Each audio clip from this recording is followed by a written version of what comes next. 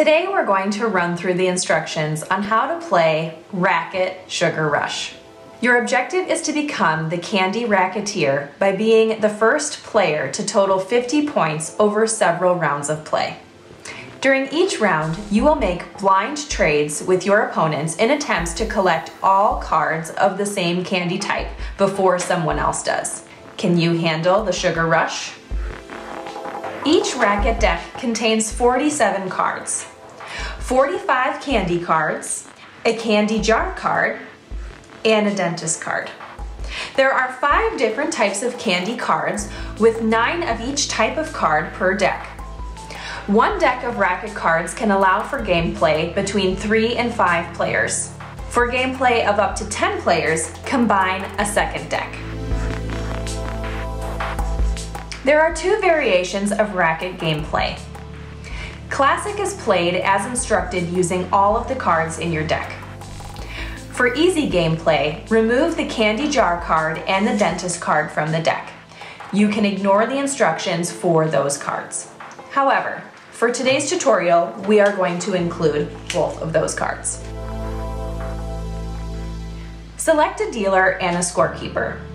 The scorekeeper will need a blank sheet of paper to keep the score. The dealer prepares the deck by shuffling in 1 complete 9-card set of candy for each player. So, if you have 4 players, you will need only 4 sets of candy. You can discard 1 of the 5 sets. The candy of which you choose to play is totally up to you. However, the higher scoring candy will make the game go by faster. The dealer shuffles and deals 9 cards face down to each player. For this demonstration, we're going to deal them face up.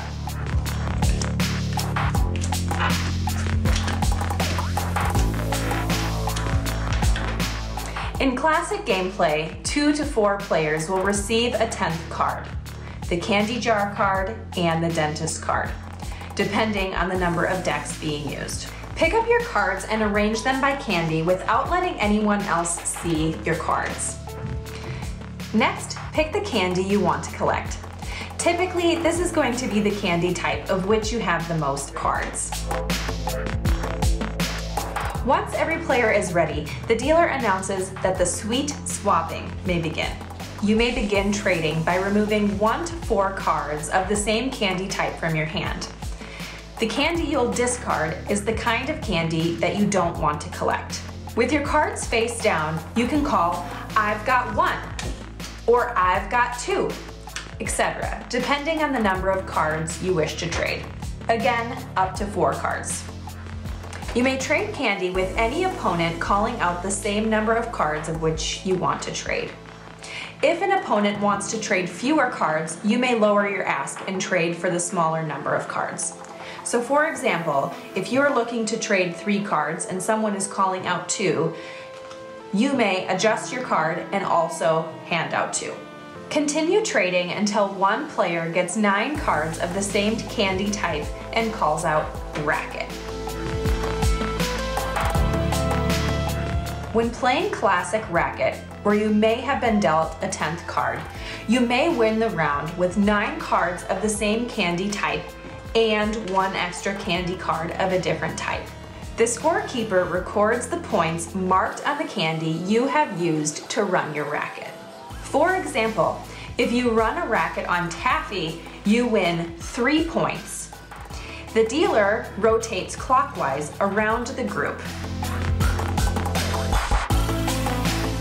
Now let's talk about the candy jar and the dentist card.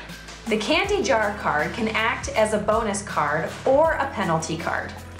The dentist card is always a penalty card, so you'll want to get rid of that card. If you hold the candy jar card together with 8 cards of the same candy type, if you were dealt 9 cards, or with 9 candy cards of the same type, if you were dealt 10 cards, call out Racket and score double the points marked on the candy you have collected. When playing with 2 decks, it is possible to use and acquire 2 candy jar cards. If you hold both candy jar cards together with 7 cards of the same candy type, if you were dealt 9 cards, or With 8 cards of the same candy type, if you were dealt 10 cards, you score triple the points marked on your cards. If you are left holding the candy jar or dentist cards when an opponent calls out Racket, you lose 2 points for each candy jar and or dentist card that you have. Scores can go below 0. You should always try and trade the dentist card because it will cost you points if you hang on to it. While holding the dentist card, you cannot lay down your hand even if you have 9 cards of the same candy type. The candy jar and dentist cards may be traded at any time. You may trade them alone, together, or with any other candy type. But at no time may you trade more than 4 cards at once. It is a good strategy to trade the candy jar card if you think the hand is about to end and you're not going to win. And that is how you play Racket Sugar Rush. Do you have what it takes to become the Candy Racketeer? Help us fund the game on Kickstarter today.